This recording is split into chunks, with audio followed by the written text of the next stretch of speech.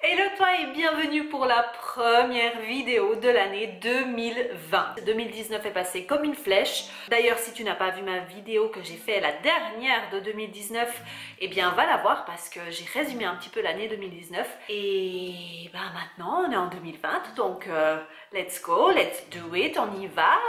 On est plein de bonnes résolutions, hein?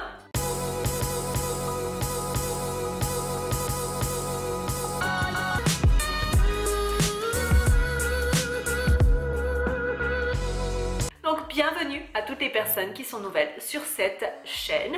Mon nom est Annalise, je suis ici sur Une Nana in London pour te présenter du contenu avec humour sur l'organisation, le rangement, un petit peu de mon nettoyage du quotidien ainsi que de la planification. Et aujourd'hui, je vais te donner 20 conseils pour l'année 2020.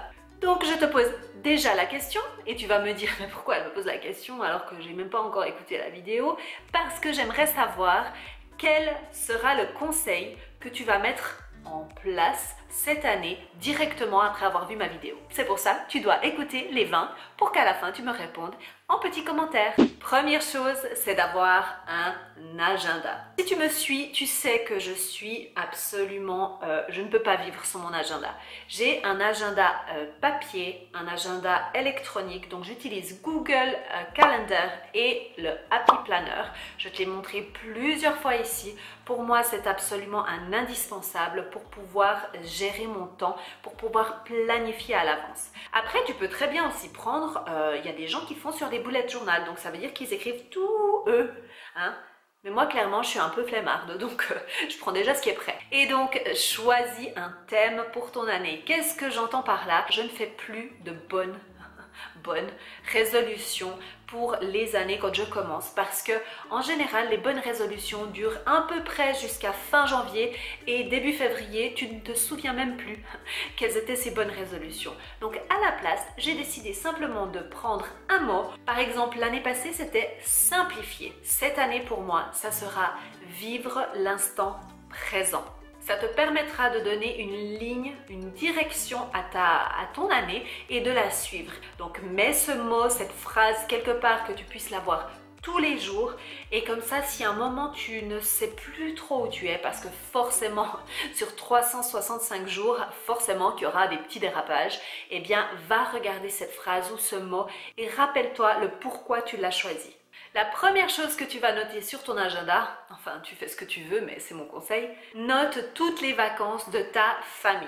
Comme ça te donnera déjà un plan pour savoir qu'est-ce qui va se passer un petit peu dans ton année et te préparer. Et justement, le quatrième conseil, c'est de pouvoir discuter avec ta famille, avec les personnes qui vivent avec toi, de en fait où vous voulez aller, de quelle sera la destination, quand est-ce que ça sera le plus approprié. Déjà, essayer de regarder un petit peu les périodes de l'année qui seraient possibles. Alors, quand on a des enfants, forcément, ça va un petit peu se caler sur les vacances scolaires. Donc, voir déjà quand sont les vacances scolaires, et c'est pour ça que je t'ai dit de les noter auparavant. Crée ta wishlist. Fais une liste de toutes les choses que tu aimerais faire en 2020. Numérote-les, écris-les au fur et à mesure, parce que forcément, aujourd'hui, peut-être tu as 3 choses que tu aurais envie de faire, mais peut-être que d'ici juillet, eh bien, tu en auras encore 10. Donc, va remplir cette wishlist, les choses que tu peux planifier dans ton agenda. Si c'est par exemple un voyage ou quelque chose qui est par exemple comme un concert, tu sais quelle date ce sera, eh bien, tu peux déjà le planifier. Et aussi calculer ton budget pour l'atteindre. Et justement, on arrive à mon 7e point qui est de faire un budget. Planifie combien d'argent à la fin de l'année, le 31/12/2020, tu aimerais avoir sur ton compte en banque. Sois réaliste, ne commence pas à mettre des chiffres qui sont impossibles ou quasi impossibles à atteindre, parce que sinon forcément tu te seras confronté à un échec. Si ce n'est pas possible parce que par exemple tu es étudiante, eh bien peut-être que trouver un job pour pouvoir atteindre ton objectif, eh bien tu prends ce montant-là que tu aimerais atteindre le 31/12/2020 et tu le sépares durant ces 12 mois. C'est pour ça que c'est bien de le faire en début d'année. Apprendre à dire non. Oui, ça c'est hyper important, parce qu'en disant non à certaines personnes ou à certaines choses que tu n'as pas envie de faire, eh bien tu te dis oui à toi. Je suis poétique. Qu'est-ce que je suis poétique? Planifie des moments en amoureux. Et oui, parce qu'il ne faut pas sous-estimer cela. Si tu ne notes pas, eh bien peut-être il y a de grandes chances que ça passe un petit peu à la trappe. Tu vois comment? Et planifie ça justement dans ton agenda. Donc si tu peux faire toutes les semaines, programme toutes les semaines. Si c'est toutes les 2 semaines, ça te permettra justement de savoir quand tu peux le faire parce qu'il y aura des autres événements qui seront durant ton mois et là tu vas pouvoir planifier où il n'y a pas d'événement et aussi ça te permettra si tu as des enfants de trouver une babysitter, merci papi mamie, le lieu où tu aimerais aller, l'activité et l'idée en fait c'est que à tour de rôle, une fois sur 2, l'un de vous va organiser justement la babysitter, le lieu, etc. Essaye de changer une mauvaise habitude. Note toutes les mauvaises habitudes qui te viennent à l'esprit que tu as, que tu aimerais peut-être améliorer ou carrément changer ou éliminer et prends celles qui te dérangent le plus. Et à ce moment-là, tu vas te dire, ok, alors chaque mois, je vais essayer d'améliorer cette mauvaise habitude. Donc, fais un petit plan et écris en dessous quelles sont les étapes intermédiaires que tu pourrais faire durant le mois pour justement éliminer ou améliorer cette mauvaise habitude. Et au fur et à mesure du mois, tu vas mettre en place cette espèce de petite routine. Si durant le mois, tu as réussi à tenir parfaitement et que c'est rentré dans tes habitudes, parce qu'il faut en tout cas 21 jours pour que ça devienne une habitude, eh bien le mois suivant, tu peux passer dans ta liste de priorités au numéro 2 et faire la même chose. Si le mois suivant, tu n'as pas encore vraiment intégré cette habitude, eh bien à ce moment-là, tu continues. Tu continues simplement avec des étapes supplémentaires jusqu'à ce que tu sentes que c'est vraiment une routine. Ça peut durer 1 mois, ça peut durer 3 mois ou 6 mois, c'est égal. L'essentiel, c'est que tu avances. Décide d'une activité physique à faire cette année. Ça peut être de la marche, ça peut être de la course, ça peut être ce que tu veux. N'importe quoi à partir du moment où tu bouges. Révise les choses que en 2019 n'ont pas très bien joué. Donc, fais de nouveau comme avant une petite liste des choses en fait que, par exemple, chez toi, dans ta maison, dans ton organisation, ta routine ménage, ta routine soins, peut-être que tu n'as pas pris assez soin de toi-même, écris toutes les choses que tu penses que voilà, tu aimerais améliorer pour que ta vie soit plus agréable et plus facile. L'idée, c'est de planifier, essayer, réviser le tout et s'il faut changer ou alors continuer. Planifie ta journée, ta semaine et ton mois à l'avance. Si tu commences à planifier, crois-moi, ce n'est pas inné. C'est pas quelque chose qui est facile à faire au départ, mais encore une fois, à partir du moment où tu commences à le faire, tu verras, je te promets que ça t'amène tellement du positif et ce n'est pas dans l'idée de planifier chaque seconde de ta vie, chaque chose que tu vas faire ou autre. Si c'est quelque chose que tu kiffes, fais-le.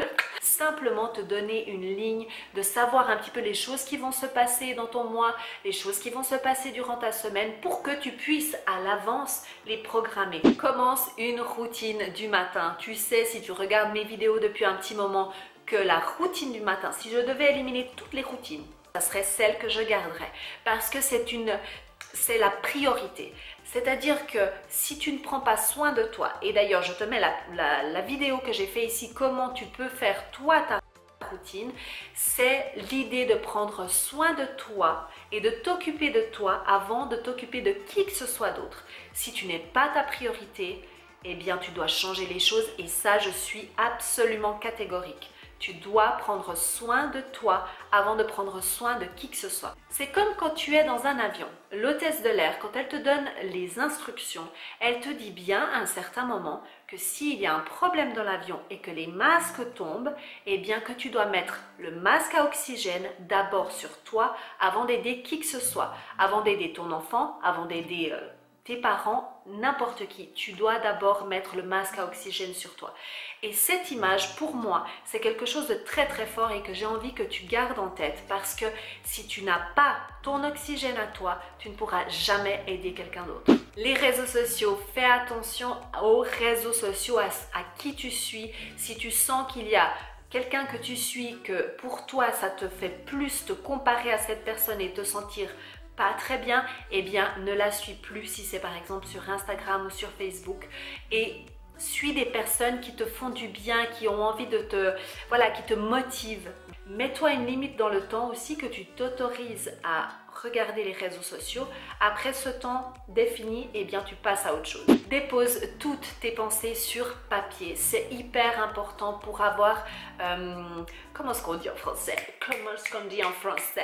Tout ce qui est to-do list, les choses que tu as comme idée à faire, les vacances que tu planifies, les projets que tu as en cours, tes objectifs du mois ou de l'année, que sais-je, écris tout sur papier parce que ça te permettra de te vider la tête, parce qu'on ne s'imagine pas combien on garde dans notre tête. C'est un truc de fou.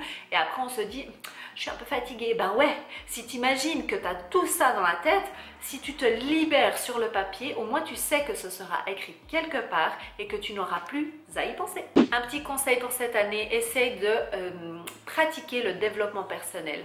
C'est quelque chose que j'ai connu en 2017 et qui m'a apporté tellement. J'ai tellement appris sur moi, à me respecter, à savoir qui je suis, qu'est-ce que j'aime, et c'est grâce au développement personnel parce que je ne savais même pas que ça existait en fait. Et encore une fois, j'insiste, si on ne prend pas soin de nous-mêmes, si on n'est pas notre meilleur ami et qu'on ne se sent pas bien à l'intérieur de nous, eh bien ça sera très difficile d'être heureuse. Il faut vraiment accorder le maximum de ton temps à prendre soin de toi. Je te mettrai en barre d'infos deux personnes qui sont des personnes qui motivent, qui sont dans le développement personnel. Ce sont deux hommes, David Laroche et Max Piccinini, qui sont vraiment des coachs en motivation, et tu verras en regardant leurs vidéos, ça va te motiver pour ta journée, pour ta semaine, etc. Reste en contact avec les gens que tu aimes. N'oublie pas de prendre contact et justement de planifier dans ton agenda. Même si ça te semble bizarre, je t'assure que c'est mieux de le faire de cette manière plutôt que de ne pas avoir parlé avec quelqu'un que tu aimes pendant 2 mois. Une petite règle ici. Ne va pas te coucher sans avoir rangé ta cuisine et ne pars pas de la maison sans avoir fait ton lit. Dernier petit conseil, autorise-toi à ne pas être toujours au top de ta forme. Autorise-toi à des fois être un petit peu down et à ne rien faire, mais, et ce mais est très important, donne-toi une limite dans le temps. C'est-à-dire, ok, je ne suis pas très en forme, mais je me laisse 1 heure, je me laisse 2 heures, je me laisse 15 minutes et après 5, 4, 3, 2, 1 et go, je fais quelque chose et je me change les idées pour que ça aille mieux. Un dernier conseil, c'est de t'abonner à ma chaîne parce que on est trop bien ici et puis qu'on grandit dans cette communauté de plus en plus. J'espère que cette vidéo t'a plu et on se dit à tout bientôt pour une prochaine vidéo parce qu'on a encore plein de temps pour faire plein de vidéos. Allez, à bientôt, bye bye. N'oublie pas de suivre tes rêves car ils connaissent le chemin. Bye bye. Écoute, voilà, t'es dans le champ là. Hein? Voilà, on te voit là. Alors j'espère que cette vidéo t'a plu.